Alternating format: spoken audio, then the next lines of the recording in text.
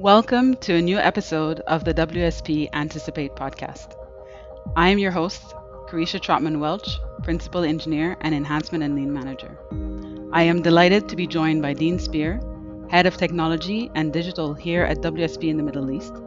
Together, we'll embark on our construction industry's digital transformation, but more specifically, we'll be embarking on what this means on the road towards digital construction, and highlight how lean principles and methodologies could be a key enabler to developing the right mindset for this radical yet exciting journey. We'll discuss the challenges and opportunities that come with integrating technology into our traditional construction practices and how lean thinking can help propel us through these transformations. We'll also share insights on future trends and opportunities that are on the horizon for our very dynamic construction industry. Dean, welcome to the podcast. Thank you, Karisha. Lovely to be here. I would like to start off our conversation today with doing something quite lean and actually beginning with envisioning the end in mind. So, for our audience, let's imagine a construction site where every task is optimized. Our project delivery is a lot more efficient, collaborative, inclusive, and safer with digital tools and technologies. But now, Dean, is this just a dream, or should we expect to see our construction sites reach this level of transformation in this digital era? Great question, Karisha. I don't believe it's a dream. I think it is a realistic opportunity for us to really grasp. There are many technologies that are currently being used across different industries. And I think really it's an opportunity for the construction industry to take it forward, apply, adopt, and really see the benefit that can be driven out of our industry. There are a number of different technologies where obviously we just can't ignore machine learning and artificial intelligence. We see that as a hot topic, not only in the construction industry, but across multiple industries at the moment. However, these technologies are incredibly fast moving.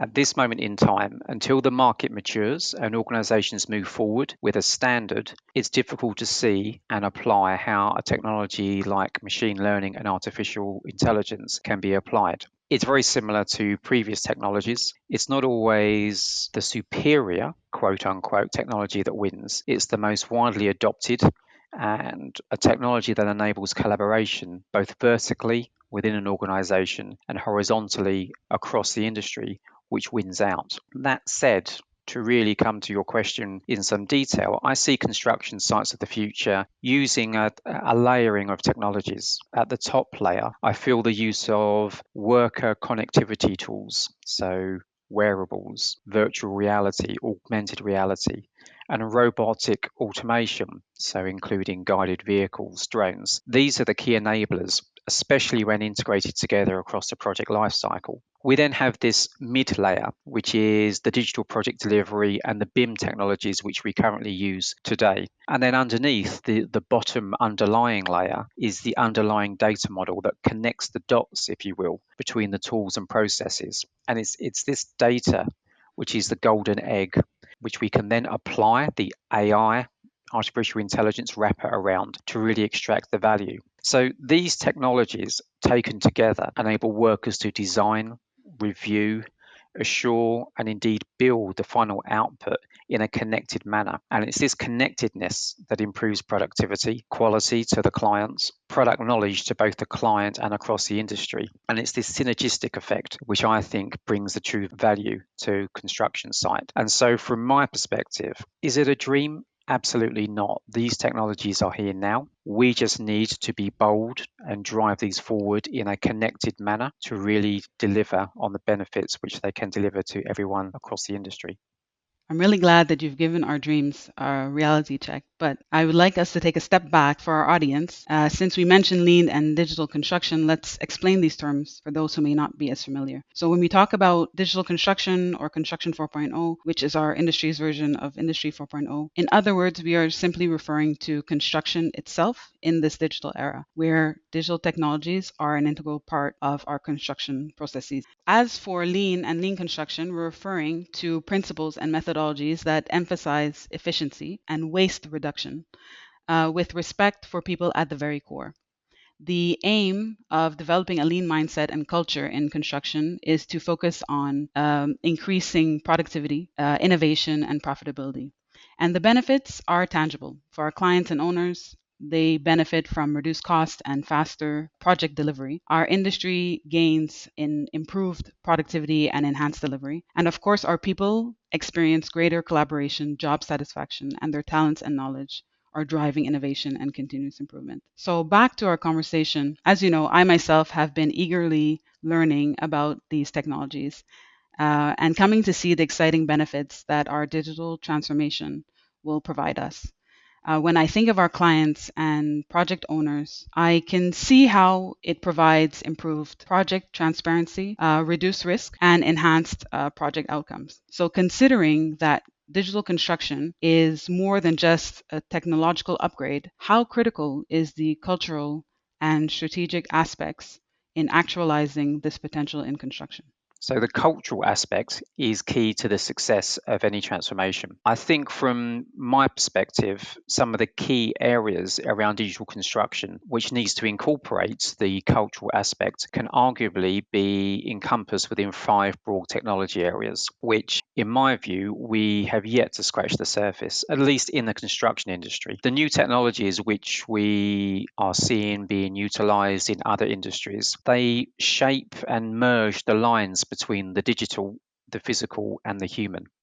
And I really do not believe that the construction industry has yet leveraged these in totality. So I would suggest the 5 broad technology areas, which we have not yet really leveraged to its full potential. IoT, Internet of Things, is the first key element. Devices that constantly gather, process, monitor data, and communicate this in real time, and communicate it to a mobile device, allowing that data to be in someone's hand is just fundamentally key and is such a game changer for our organization.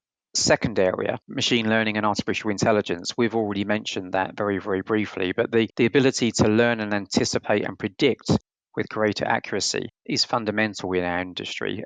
In an industry with very tight margins and very tight deadlines, having greater accuracy and our predictiveness is, again, just a huge enabler, which we really do need to invest in. Third area I would see as key and utilized in other industries is robotics and automation. So the ability to remove the subjective risk or subjective opinion even, and automating those processes with greater accuracy. Again, used within our industry, but there's so much more opportunity to really drive that through organizations and into the construction sites. Fourthly, digital twins and 3D printing, how we can deliver that imagination and creativity at speed. And lastly, again, we touched on it, augmented and virtual reality, driving and delivering those immersive environments that provide that visualization layer and wrapper around the data, providing that greater perspective and context. Independently, these solutions and these 5 broad technology areas deliver benefits and efficiencies. However, bringing these together is where we really start to see the synergistic benefit, and therefore really drives the need why we need to see transformation in our industry to extract the true value of these technologies. I appreciate what you're saying because it will resonate with lean practitioners in our audience. Delivering value and leading the culture change is a core practice in lean, but considering the unique nature of digital transformation for each client, contractor, and other stakeholders, how does the integration of these digital ambitions with business strategies shape the adoption of these technologies, such as the likes you mentioned, BIM, Internet of Things, and robotics? What steps are crucial to foster this transformation towards digital construction at scale?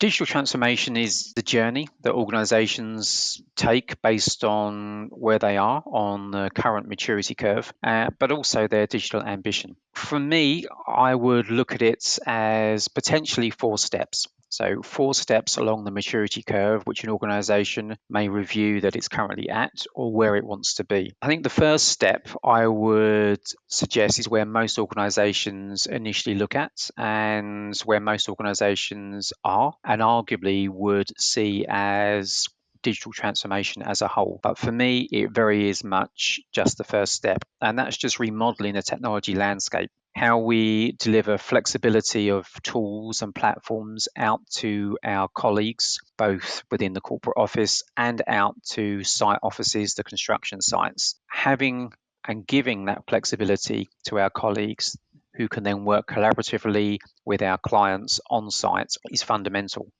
And I think we see very many competitor organizations and collaborator partners, etc., who still haven't cracked that. And that to me is the first step which an organization has to address. But that in itself is just the first step. It is not, in my view, digital transformation. You then want to progress to step two, where you look to digitize the data. And again, that helps and drives huge benefit to the organization by reducing cost, driving optimization, and increased efficiency. Many companies believe they have digitized all of their data. However, many organizations cannot extract that data quickly and effectively and efficiently to really leverage the value.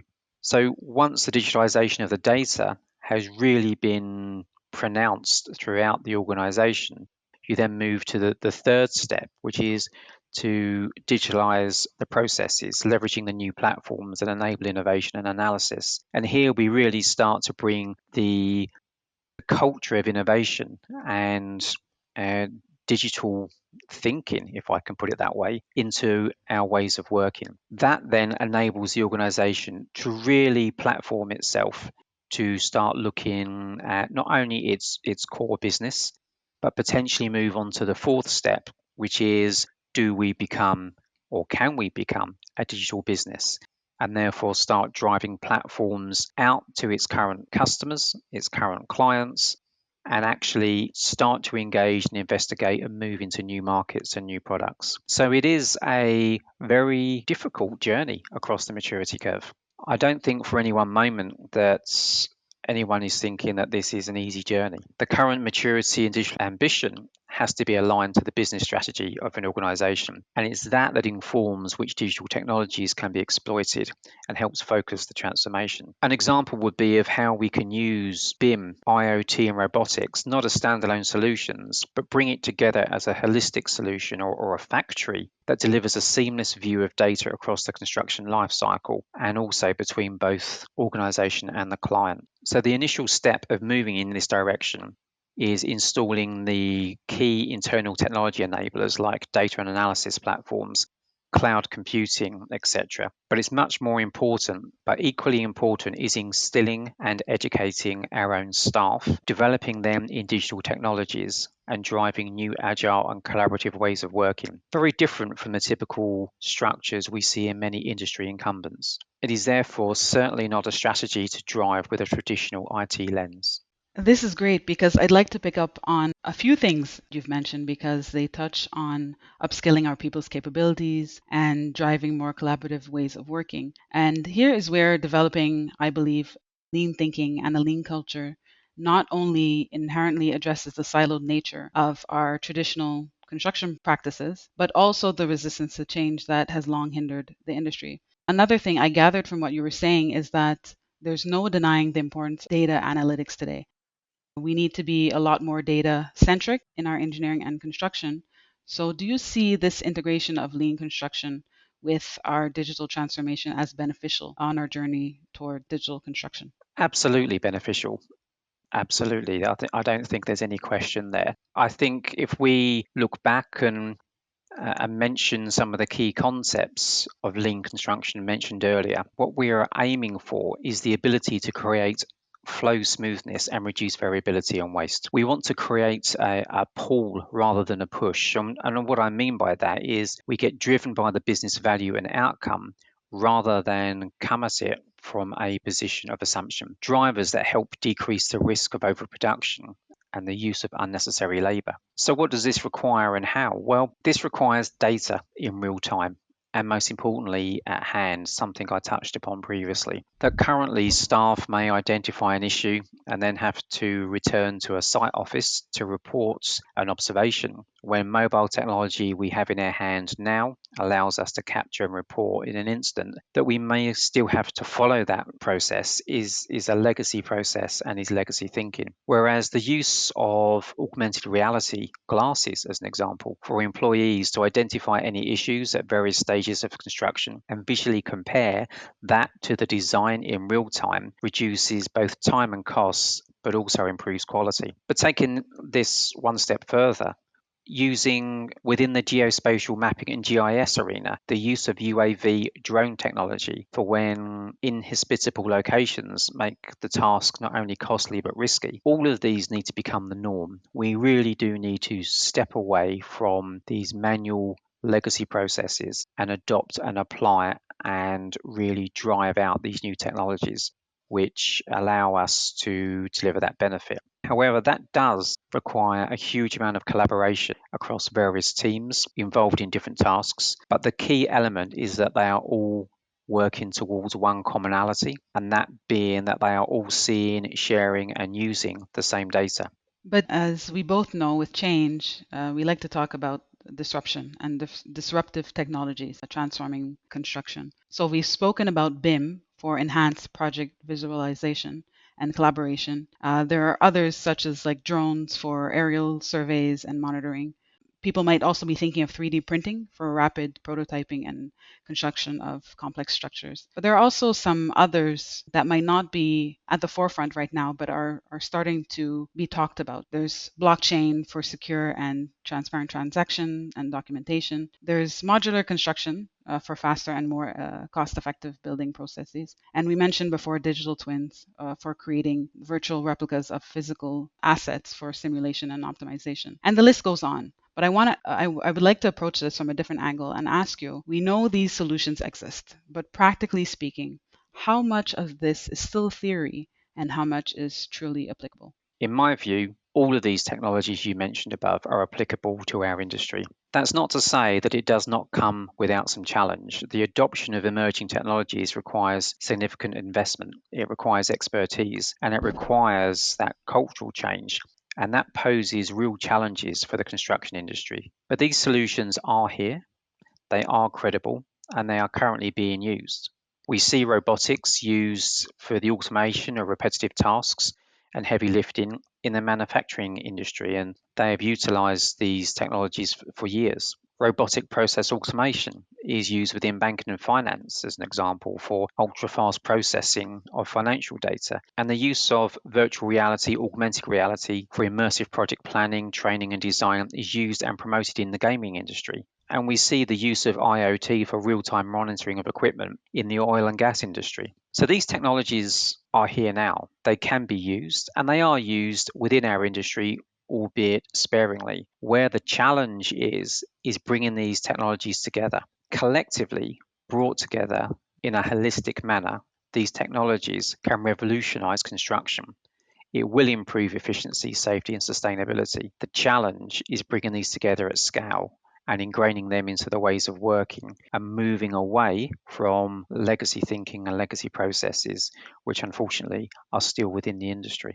So if we come back to the beginning and we talk about the construction site of tomorrow, how would you anticipate our future? And are there other technologies or emerging technologies that you see would reshape our construction projects more specifically? So, over the last decade, investments in construction technology have very much focused on the first stage of digital transformation I mentioned earlier on. So, very much directed towards the core technology, utilizing and adopting technologies such as cloud computing, software as a service, alongside improved building and modeling software. And indeed, that certainly is the first stage where many organizations need to invest, and many organizations will see benefit from doing that. But digital transformation does not stop at that first stage. Investment in these core technologies are just providing the platforms for future experimentation, collaboration, and knowledge sharing. And these are the building blocks in order to integrate processes and data and help drive the innovation and competitiveness. So, my view would be that no organization in our industry should rest on its laurels at this initial stage and should only invest in its initial core technologies. Once these building blocks are set, emerging technologies like artificial intelligence or 3D printing, as we have mentioned, that they will just explode. And we anticipate a huge uptake in adoption for the future. So I feel really that it's a question of how quickly an organization can move up the maturity curve we highlighted previously aligns to what their digital ambition is. And it's that question which every organization in their industry, I think, is tackling and knows it needs to move forward, but sometimes the path is not always clear. No doubt our audience is very much excited about what's ahead, but you did mention that the journey won't be easy. So, this brings me to ask you another question and talk about some of the barriers we may need to overcome, such as the resistance to change, some of the limited awareness, skill gaps, and challenges in scaling a successful digital transformation. How would you encapsulate these challenges, Dean? So, to take the transformation step is a challenging decision, and some fundamental industry characteristics exist which do serve as barriers for us all in order to move forward. We are all aware of them, and I would argue they can be encapsulated into three areas. The first area is the delivery fragmentation, which we see a lot of in the industry, whereby we have multiple contractors with little incentive to embrace innovation, often using federated processes even within their own organization. I liken this to a jigsaw puzzle where the pieces are not quite cut and don't quite fit, but we make them fit, adding pressure. And we just need to think a little bit more effectively and efficiently and think of the longer term rather than just the shorter term. So, the first challenge of delivery fragmentation is key for any industry incumbent. The second area, which is a challenge, is partner transience. Partners are involved for short periods of time. They are driven by incredibly short deadlines and driven by incredibly tight margins. So, again, the incentive to innovate and the incentive to take the long term view has been a challenge. And then, thirdly, the third area, which I think is a key challenge in the industry, is that we all like to think that what we deliver is completely unique. And whilst we like to deliver unique designs, and we all like to deliver to our client specifications for uniqueness, many of our processes can be standardized. So, whilst we try to offer bespoke design, we can standardize and streamline our processes, but unfortunately, we choose not to. I think those three areas, along with the industry's traditional reliance on manual processes, focused towards on time delivery with tight margins, it just only serves to increase the resistance to change that has hindered the rapid adoption of digital so far. We've highlighted many opportunities that our clients, contractors, and other stakeholders should investigate and leverage to drive our transformation towards digital construction. But to summarize things, or to maybe still touch upon a burning question, how do we start? Where do we start? And besides, say, adopting a lean culture, what practical tips can we share to anyone looking to start their digital construction journey? So, firstly, I think it's important to state that digital transformation is not driven by technology, certainly not in isolation, and certainly not only driven by the technology it already has embedded. Again, I do refer back to the maturity curve we mentioned previously. The current technology landscape within any organization in our industry should only inform but not dictate the transformation journey. So, at a high level, I would categorize the journey with three key success factors. First and foremost is alignment to a holistic business strategy that has clear transformation goals supported and committed by the leadership driven by the customer value. Digital transformation, much like any transformation, has to be driven by the business strategy, and that business strategy driven by customer needs and demands. Driven by technology alone is a transformation plan that is just doomed to fail. So, first and foremost, align to a holistic business strategy. I would then say, secondly, we need to build a model and the capability to develop and deploy digital talent within an agile framework within the business units in an organization. It needs the ability for people to readily adopt and scale and not be in a vertical silo. Now, there are several models that exist, sometimes titled using citizen developers or business technologists or fusion teams, whatever the title may be. It is essentially bringing engineers, the experts in the industry, with the technologists together and working as a focused team to drive effective efficiency using new digital tool sets and innovative tools and ways of working. It certainly is one such model I would favour, and it keeps the value and innovation within business units and not in a deep technical silo. Thirdly, develop and implement the data platforms, the underlying distributed data platforms that allow us to democratize the innovation and the data out to everyone in the business to the point where people can evangelize the data. This is still the golden egg in my view. It's how we utilize the data, how we capture, how we extract the value from that data. So, on a practical level, what does this mean? This means close partnerships with key business unit leaders within your organization who understand their business and their customers. The business units will put their customers at the center of the transformation journey and will help formalize the digital strategy, the transformation goals, and the overall digital transformation roadmap. And it's this roadmap that drives the targeted improvements and prioritizes the technology and operational enablers, which mentioned previously. So the data, the tools, and the talents, our own staff. And it's key that this is then prioritized and implemented in the underlying organizational structure that helps drive continual innovation. This task in itself is significant and should not be underestimated. Importantly, it delivers great value and focus that reduces the risk of the organization chasing its tail on low value initiatives and just looking at the next thing that sparkles for a fear of missing out. If we return to an earlier point on artificial intelligence, we see artificial intelligence publicized widely.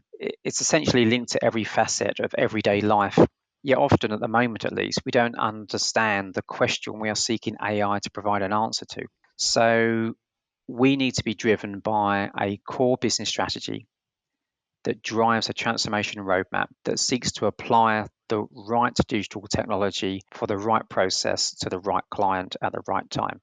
After what you said, Dean, there's no doubt I think our construction industry acknowledges that we need to achieve higher levels of efficiency, productivity, and sustainability. But a new perspective that I hope our audience has gained is that this journey is one of growth and transformation for our people. And there's no need to let our fears consume us in this digital construction era, but rather we can start small and focus on our people's personal digital transformation, where maybe lean can certainly help propel us, and adopting a customized digital construction strategy as a roadmap towards what's ahead will help us get there. Any other thoughts? I would agree. I would absolutely agree. I think the construction industry is forecast to grow throughout the GCC at least at 5% per year between now and 2029. Therefore, the opportunity to invest in digital is now. It's not something we should delay. It is not something we should see as just for the future. The future is now. The future is what we want it to be. And in order to drive digital now and really build the built environment for the future, we really need to leverage the emerging technologies and embrace the transformation. Thank you so much, Dean, for joining me on the podcast today and for sharing your experience and valuable insights with our listeners. And to our audience, we thank you for listening all the way through. Please leave us a comment if today's episode has sparked your interest, and do not forget to join us on our very next episode.